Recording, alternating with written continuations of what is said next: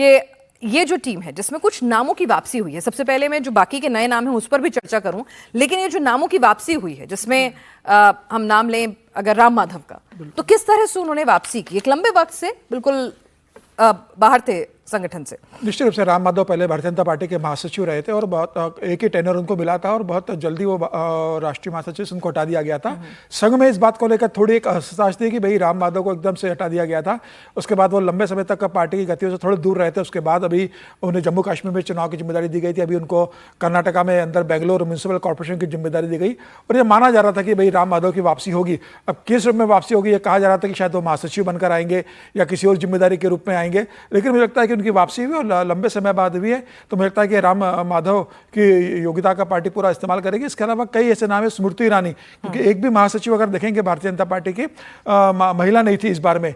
पहले सरोज पांडे थी, इस बार उसके बाद पुंडेश्वरी महासचिव थी और अभी कोई महासचिव महिला नहीं थी। तो इस बार एक महिला महासचिव दिया है स्मृति ईरानी के रूप में और लगातार स्मृति ईरानी भले ही लोकसभा का चुनाव आ रही है, पार्टी के संगठन में लगातार वो अपनी बात रखती रही थी। एक बहुत बेहतर वक्ता है, हिंदी बहुत अच्छी है उनकी, अंग्रेजी बहुत अच्छी है और कांग्रेस को तमाम मुद्दों पर जिस तरीके से वो घेरती है, मुझे लगता है तो उनके जो संगठन के लिए उन्होंने लगातार काम किया उसका उनको फल मिला है और उनको वापस यहाँ पर लाया गया। उपाध्यक्ष की जब मैं सूची देख रहा था तो मुझे लगा कि लगभग सारे उपाध्यक्ष पार्टी ने काफी बदल दिए हैं। अब देखिए वसुंधरा राजे सिंधिया को रखा है, वैजयंत पांडा को रखा है, रेखा वर्मा और तारिक मंसी को रखा है, बाकी सारे बदल दिए। राष्ट्रीय सचिव तो अनिल एंटोनी के अलावा सारे बदल डाले, जितने राष्ट्रीय सचिव थे कोई भी रिपीट नहीं किया। अरविंद मेनन हो, पंकजा मुंडे हो या नरेंद्र सिंह हो, अलका गुर्जर हो, प्रकाश ध्रुवे, कोई रिपीट नहीं हुआ है राष्ट्रीय सचिव के रूप में, सिर्फ अनिल एंटोनी। बाकी शायद लगभग नए लिए। संदीप पाठक एक नया आम आदमी पार्टी का मुझे लग रहा है, आम आदमी पार्टी से आते हैं और आप उनको सीधे राष्ट्रीय सचिव बनाते हैं, अपनी पार्टी के संगठन में जगह देते हैं। तो इस स्टोरी को भी डिकोड करेंगे। शायद रोहन गुप्ता को भी राष्ट्रीय सचिव बना दिया गया, शायद वही रोहन गुप्ता है क्या जो कांग्रेस से आए थे, रोहन गुप्ता का नाम है। और उनको भी राजस्थान के लिए भी जो निकाय चुनाव है उनके लिए भी उनके लिए भेजा गया है, जिम्मेदारी दी गई है, बनाया गया है और साथ ही जी बिल्कुल बनाया गया है। और हमारे साथ इस वक्त देवेंद्र पराशर भी हमारे पॉलिटिकल एडिटर जुड़े हुए हैं। देवेंद्र, संदीप पाठक का नाम, ये नाम आम आदमी पार्टी से आए और सीधे संगठन के अंदर एक बड़ी जिम्मेदारी, एक बड़ी भूमिका, इसकी स्टोरी डिकोड करिए जरा हमारे लिए।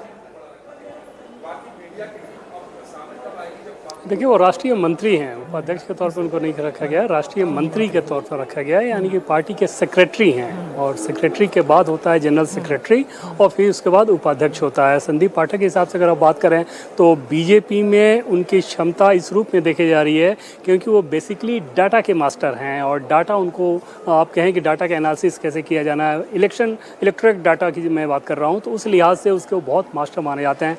बैकग्राउंड भी उनका वैसा ही रहा है, टेक्नोक्रेट हैं और उस लिहाज से पार्टी उनकी उस क्षमता का इस्तेमाल बहुत ज़्यादा करेगी, भले ही यहाँ पर सचिव के तौर पर रखा गया है। बताया ये जाता है पार्टी के भीतर कि बांकीपुर इलेक्शन से पहले जब वो बिहार गए थे और वहाँ पर बांकीपुर का फीडबैक लेने के बाद उन्होंने इस बात को कह दिया था कि बांकीपुर में बीजेपी की हार हो रही है। तो संदीप पाठक जब बीजेपी में आए उसके बाद आम आदमी पार्टी उससे कितनी ज़्यादा आहत थी, इस बात को आपने देखा कि कैसे पुलिस फोर्स तक उनके घर पर पहुँच गई थी। लेकिन संदीप पाठक जिस प्रकार से चीज़ों को समझते हैं, हैंडल करते हैं, अगर बीजेपी के संगठन को ठीक तरीके से उनके साथ वो सामंजस्य बैठा पाए तो आप तय मानिए कि बीजेपी संगठन में फिर उनका सफ़र बहुत लंबा, बहुत ब्राइट होने वाला है, क्योंकि बीजेपी इस तरह के लोगों को बहुत ज़्यादा आगे बढ़ाना शुरू करती है और वो सीधे सीधे दिख रहा है कि अभी राज्यसभा सांसद हैं, पार्टी संगठन में आए, अब कुछ दिन पहले बस पार्टी में आए और सीधे पार्टी के राष्ट्रीय सचिव के तौर पर आपको जिम्मेदारी दी गई है और उस लिहाज से आगे आने वाले पंजाब इलेक्शन में भी उनकी भूमिका बहुत ज़्यादा रहेगी, क्योंकि राघव चड्ढा के बाद,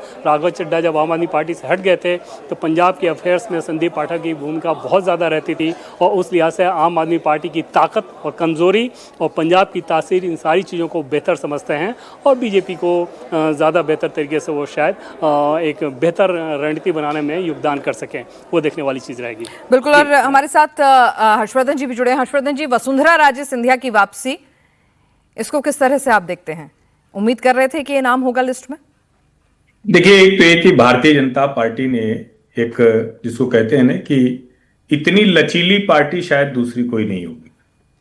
और मैंने आज सुबह एक बात कही थी कि एक ऐसा ना हो जाए कि जेनजी के चक्कर में बीजेपी दबाव में आ जाए।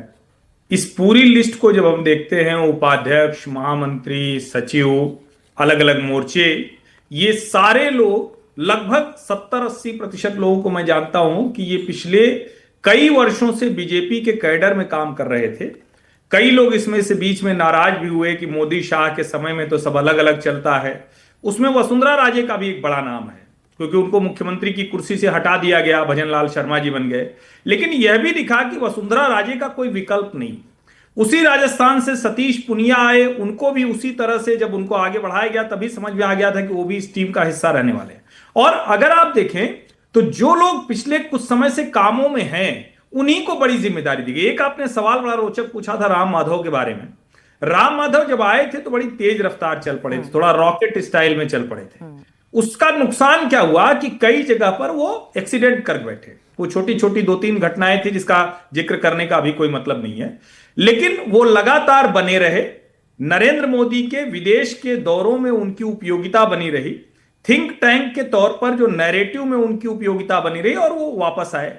अब आप अगर देखें तो जो महासचिव बने हैं उसमें अगर उत्तर प्रदेश से नाम लें तो हरीश द्विवेदी अभी इस बार 2 बार के सांसद हैं, लेकिन इस बार चुनाव हार गए थे। उसके बावजूद वो असम के प्रभारी थे, अभी इस वक्त तो राजस्थान में हैं, स्थानीय निकाय के प्रभारी बनाए गए हैं चुनाव के।